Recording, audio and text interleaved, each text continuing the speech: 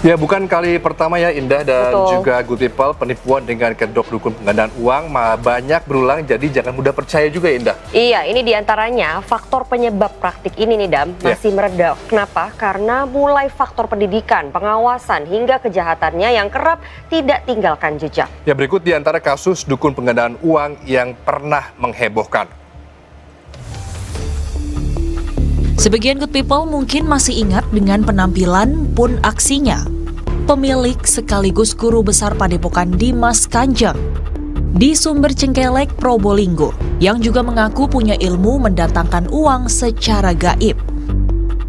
Dimas Kanjeng taat pribadi sebut bisa gandakan uang setoran hingga ribuan kali lipatnya. Ia pun mengaku sebagai raja baru dan punya bank gaib. Tahun 2016, aksinya terkuak dari kasus pembunuhan dua pengikutnya, Abdul Ghani dan Ismail. Taat pribadi membunuh disebut sebab khawatir keduanya membongkar praktik penipuannya. Aksi penggandaan uangnya menghebohkan dan sempat viral di YouTube. Ya seperti kieu nyarios nabi. Hai, barudak percaya teu ka aing, maneh hayang sukses teu? Ya hayang cenah. Lamun maneh hayang sukses, sok turutkeun aing. Tah aing sebagai kieu banyu. Juga masih hangat dalam ingatan awal 2023.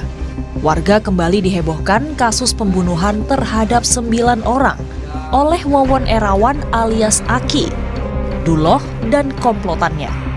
Korban mulai anak istri sendiri juga sejumlah warga yang sebagian besar merupakan TKW. Pembunuhan sebagai buntut tutupi penipuan berkedok dukun penggandaan uang. Sebut diri sakti, Wawon punya sejumlah identitas, termasuk sosok supranatural bernama Ki Banyu.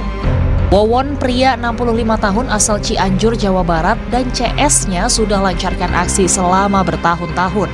Kekejian serial killer ini terbongkar setelah meracun Ai Maimunah dan anak-anaknya sendiri di Bekasi. Publik juga pernah digegerkan dengan penipuan dengan modus menggandakan uang oleh Fahrul Akbar. Pria 22 tahun asal Kabupaten Pasuruan ini disebut raup hingga miliaran dari para korban. Sebut memperdaya dengan hipnotis atau gendam, tersangka juga menipu korbannya dengan menunjukkan uang yang diakui sebagai uang penggandaan, namun tak lain merupakan uang palsu. Di Kalimantan Selatan, komplotan penipu beraksi dengan modus janjikan dapat bantu lipat gandakan uang dengan kekuatan seorang yang mengaku guru sakti.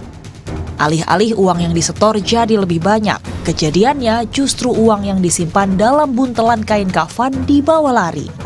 Setelah ditukar dengan potongan kertas bekas oleh komplotan penipu ini. Komplotan tipu sejumlah korban dan raup hingga ratusan juta rupiah. Kedok dukun muluskan banyak aksi penipuan, bahkan tak jarang berakhir tragis. Korban kebanyakan memang sudah dalam kondisi secara mental tak berdaya. Kebanyakan pun mengikuti saja perintah orang alias dukun yang dipercayainya.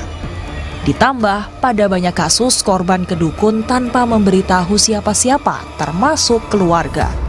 Sehingga tak mudah pula terlacak jejak kejahatannya.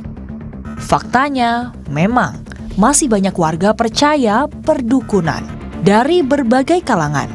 Budayawan uraikan di antara penyebabnya faktor pendidikan juga jerat kemiskinan. Masih minim pengawasan, juga masyarakat khususnya masih banyak percaya mistis ataupun kekuatan supranatural. Faktor pendidikan, yang kedua adalah faktor kemiskinan. Yang pertama faktor pendidikan, artinya bahwa masyarakat urban dan masyarakat pedesaan ini punya taraf pendidikan yang berbeda. Artinya cara pandang mereka punya hal yang berbeda. Sehingga praktek ini sebenarnya masih bisa terjadi ya, khususnya di pedesaan. Nah, sehingga perlu edukasi. Nah, yang kedua terkait kemiskinan. Ini menjadi faktor penting ketika masyarakat masih percaya dengan praktek-praktek perdukunan, sehingga harus ada solusi untuk penyelesaian ini. Ringan tuntutan hukum bagi pelaku terkait perdukunan, Andil pula menyuburkannya. Hukum berat praktik ini disebut dapat diterapkan terkait penipuan hingga penistaan agama. Ditambah lagi kejahatan penyertanya. Tim Liputan melaporkan untuk NET.